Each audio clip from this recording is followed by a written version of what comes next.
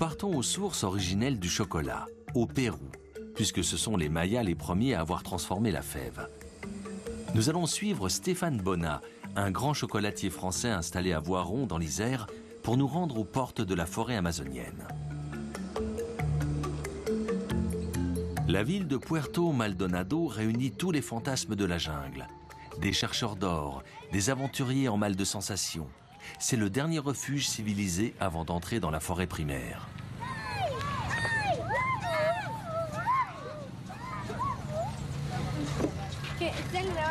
Fondée au départ pour la collecte du latex issu de l'EVA, la ville compte aujourd'hui 92 000 habitants. La majorité de la population travaille en contact avec la forêt, soit pour l'exploitation du bois, soit dans des mines d'or ou la collecte des noix du Brésil qui poussent à profusion dans la région. Ces poissons impressionnants proviennent de la rivière Tambopata. Ils sont à l'échelle de la démesure de la forêt amazonienne.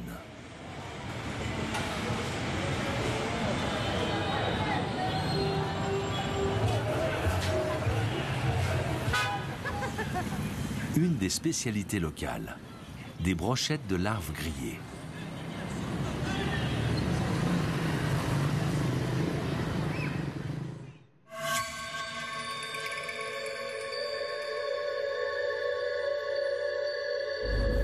Il y a une quinzaine d'années, la forêt était, la lisière de la forêt était 300 mètres plus loin. Et le fait d'avoir protégé cette zone et d'avoir acheté après une culture intensive bovine a permis à la forêt primaire d'être sauvegardée et à ce qu'on appelle la forêt secondaire de regagner du terrain sur la zone. La plantation ici à Madre de Dios appartient à un propriétaire péruvien. Stéphane Bonnat s'y est beaucoup investi aussi bien pour apporter une expertise technique que pour donner du crédit à une dimension sociale, en achetant les fèves à un prix supérieur à celui du marché. En cette fin novembre, la récolte débute avec plusieurs semaines de retard. Des pluies inattendues se sont prolongées.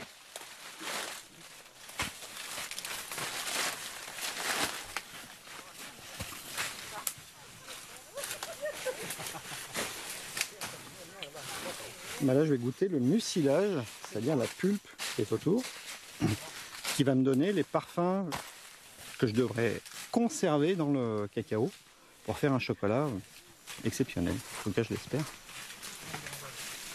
Là, on a tous les parfums qui vont caractériser le chocolat. On est vraiment sur la signature organoleptique du produit. Alors, on est très floral, on a toujours un petit goût citrique, mais qui est un petit peu la signature du terroir ici.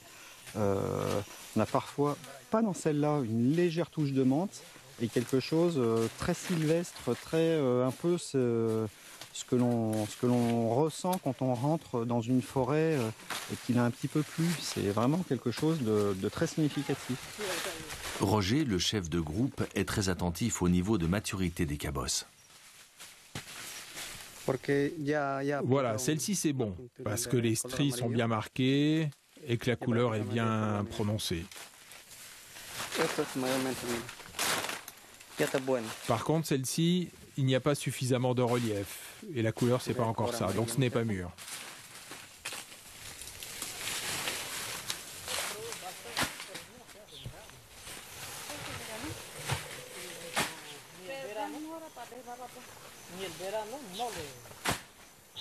Alors les bananiers qui sont là vont ramener des compléments nutritifs pour les cacaoyers. Dans le vin, ce serait peut-être, je ne sais pas comment ça se fait, mais peut-être un vin d'assemblage, mais où on se focaliserait plus sur le terroir que sur le type de raisin. Et là, dans le cacao, c'est pareil, parce que c'est le sol qui apporte plus de la moitié des parfums dans un cacao.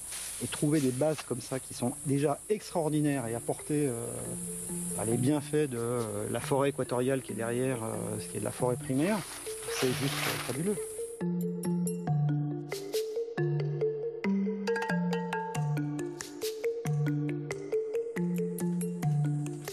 Aujourd'hui, il est quasi impossible d'isoler un type de cacao sur une parcelle tant le brassage a été important au fil des siècles. surtout à des époques où on n'y prêtait pas attention. Forastero, Criollo, pour n'en citer que quelques-uns. Tout est mélangé. Ce qui est important en revanche, c'est de bien connaître l'historique de la plantation, pour ne pas se retrouver avec des arbres hybrides qui ont été modifiés par l'homme. Les cabosses vont être ouvertes sur place, à quelques pas de la salle de fermentation.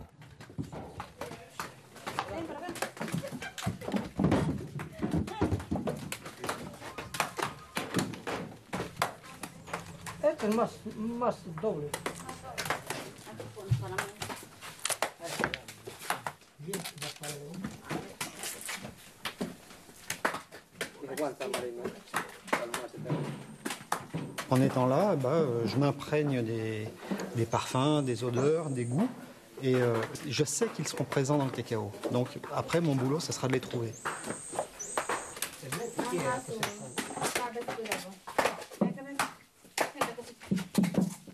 Ça va être super intéressant. Il y a beaucoup de fruits rouges et pas une once d'acidité, contrairement à par exemple ce qu'on trouve sur Madagascar.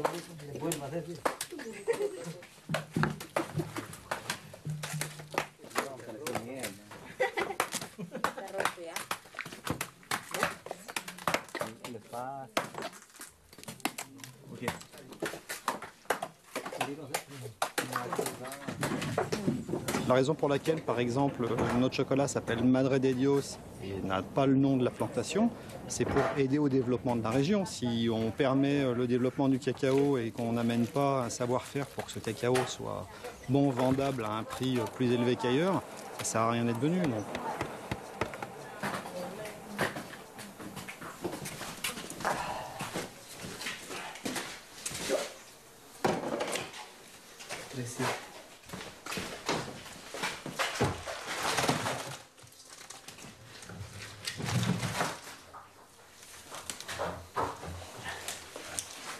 C'est une phase qui a été apportée par les Européens. C'est pas un prérequis historique. Certains Mayas, je crois, laissaient fermenter le cacao dans les cabosses, mais c'était pour en faire de l'alcool.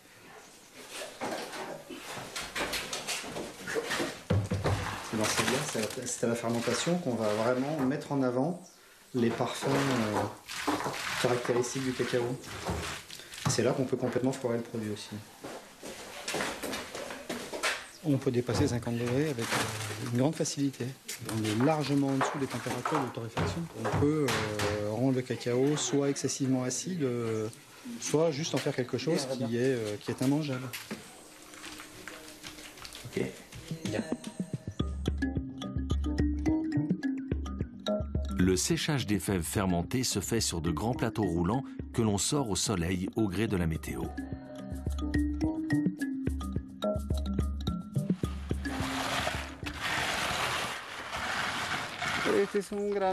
C'est un grand cacao, donc il faut prendre des précautions. Le premier jour, s'il y a du soleil, on se contentera de 2 heures de séchage. Le deuxième jour, s'il y a du soleil, ce sera 4 heures d'exposition.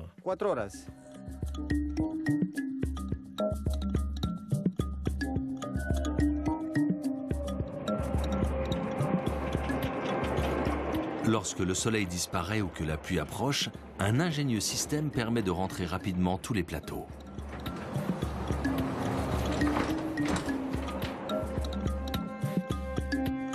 Pendant ce temps, Vanatis, qui collabore avec Stéphane Bonnat depuis des années, surveille les résultats de la fermentation. Il faut d'abord que la fève soit d'un marron profond. Si elle est violette, ça veut dire que la fermentation n'a pas été réalisée correctement. Il faut que l'on distingue clairement la formation de fente. On voit que quand la fermentation a été moyenne, on y distingue à peine les sillons, alors que lorsque la fermentation a bien été exécutée, on les voit très bien.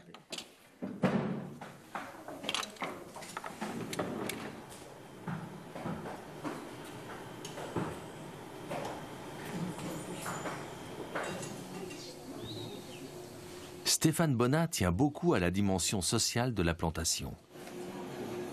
Par exemple, chaque midi, tous les ouvriers peuvent déjeuner avec un repas chaud cuisiné sur place. Ici, on n'est pas fair trade, on n'est pas bio, on n'est rien. Par contre, on est humain et ça nous permet d'être droit dans nos bottes. On est en dehors de normes, on est sur place, on sait ce qui se passe et on apporte une solution à des problèmes sociaux. On n'est pas là juste pour se gargariser d'être fair trade, bio ou je sais pas quoi encore. Y hay que probarlo. Por favor. Empieza. Mónica, Si. Ah, ils ont mangé du chocolat, mais pas du bonheur de cette récolte. On a déjà fait goûter à chaque fois, justement, pour leur faire comprendre quelles étaient les nécessités de changer la fermentation ou d'apporter plus d'attention sur le séchage.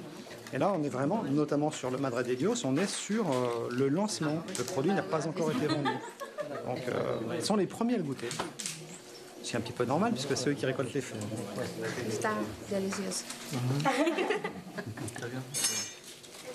Aromático.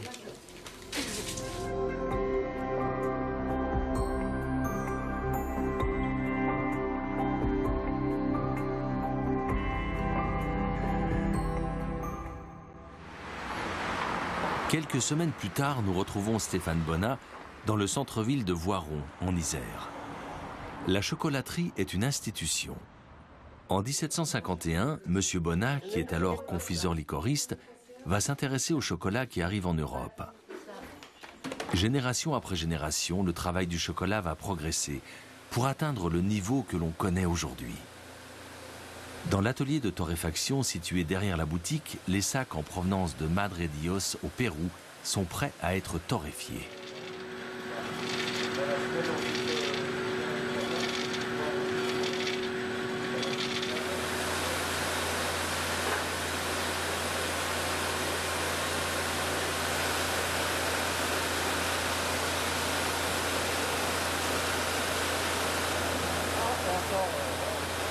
Donc à la torréfaction, on va s'appliquer à sentir, cette fois-ci, plutôt qu'à goûter les parfums que j'ai identifiés dans le mucilage.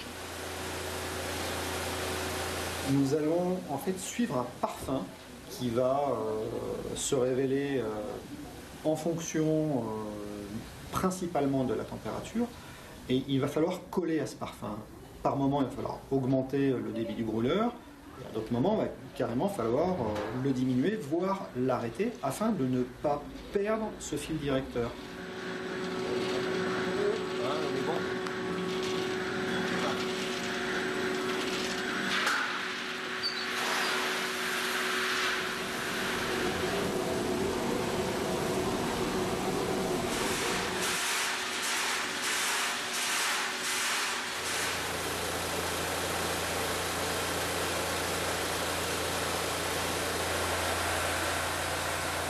Certaines machines sont passées d'une génération à l'autre, soigneusement entretenues et améliorées.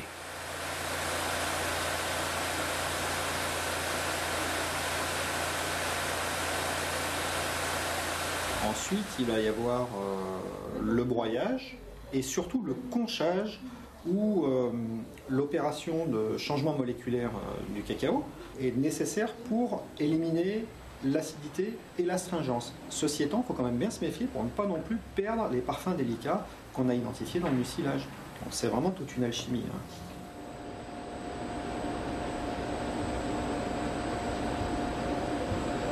Le ratio matière sèche, matière grasse, beurre va changer non seulement d'un cacao à l'autre, mais également d'une récolte à l'autre. Il va donc falloir, à chaque fabrication, que l'on sache très exactement quelles sont les températures à respecter. Et c'est ça l'artisanat.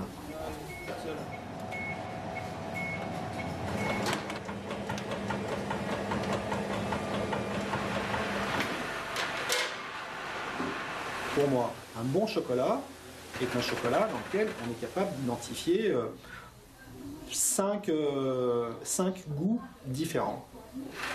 Un très bon chocolat, on est entre 7 et 9 goûts différents, et un chocolat d'exception, on va jusqu'à 11, 12, voire plus saveurs.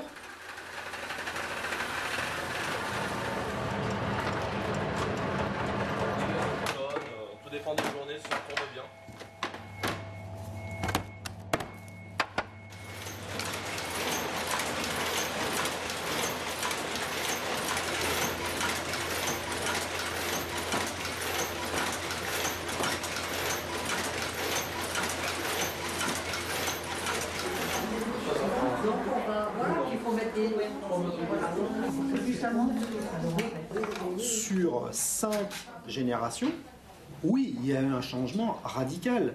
Au tout début, lorsque je regarde les recettes de mon arrière-arrière-grand-père, on a entre 12 et 20% de cacao dans un chocolat. À l'heure actuelle, on est entre 65 et 75% de cacao dans une tablette de chocolat. C'est ainsi que s'achève ce voyage passionnant dans l'univers des grands chocolats. Il existe encore bien d'autres terroirs à découvrir où s'exprime l'excellence. Des fèves que des artisans passionnés sauront sublimer pour le plus grand bonheur de tous.